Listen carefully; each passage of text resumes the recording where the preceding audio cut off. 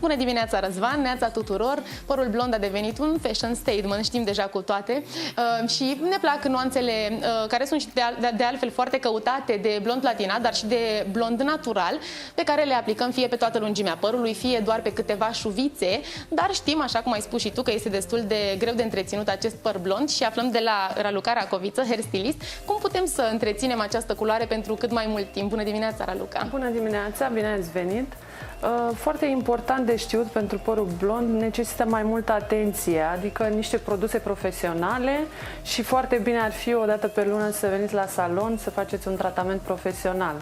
El fiind blond este un pic mai deshidratat decât celelalte culori și are nevoie de mai multă atenție.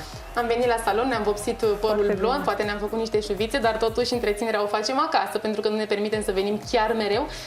Ce produse putem alege, de exemplu, pentru a evita acele nuanțe gălbui cu care ne confruntăm? Da, sunt niște șampoane speciale cu pigment în el, în mod normal acel cu violet taie galbenul și putem să le folosim, doar că e bine de știut că ele usucă foarte tare părul și nu e bine să le folosim săptămânal. O dată pe lună sau o dată la 2 săptămâni putem să-l punem, dar v-am zis tot cu o mască profesională sau o mască foarte hidratantă după, că degeaba avem culoarea frumoasă dacă părul e uscat și irizat așa. Femeile apelează la șuvițe blonde pentru a crea acea impresie de volum, dar și pentru a face o trecere treptată de la o nuanță mai închisă la una mai deschisă. Iar tu o să ne arăți acum câteva șuvițe, cum le facem, cum le realizăm? Da, depinde ce ne dorim.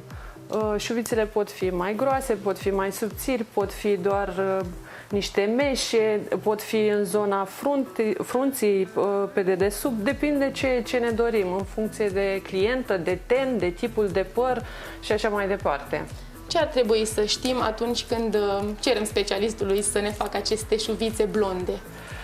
În primul rând, trebuie să știm ce vrem sau măcar specialistul să știe ce vă stă bine.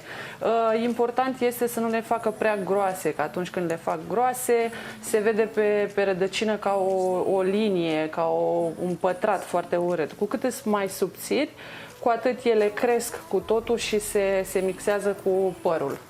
Și atunci, dacă în cazul părului vopsit în întregime blond este destul de greu să vopsim rădăcinile foarte des, în cazul șuvițelor lucrul ăsta nu se mai întâmplă. În cazul șuvițelor, în mod normal, odată la 3 luni sau la 6 luni se face doar porțiunea din rădăcină. Nu trebuie dat tot timpul decolorantul sau ce culoare facem pe tot părul, pentru că îl stricăm.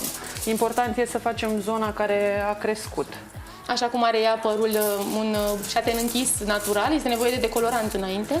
Decolorant. Bine, putem face și din vopsea, dar depinde ce își dorește. Noi vrem să facem niște șuvițe foarte deschise, foarte subțiri și le facem din decolorant. Mulțumim mult de tot, Raluca, pentru informații. Noi rămânem aici să vedem cum ies șuvițele, care, am înțeles de la Raluca, nu sunt foarte greu de realizat, dar, într-adevăr, sunt destul de greu de întreținut. Deci trebuie să fim foarte atenți atunci când luăm o astfel de decizie. Răzvan?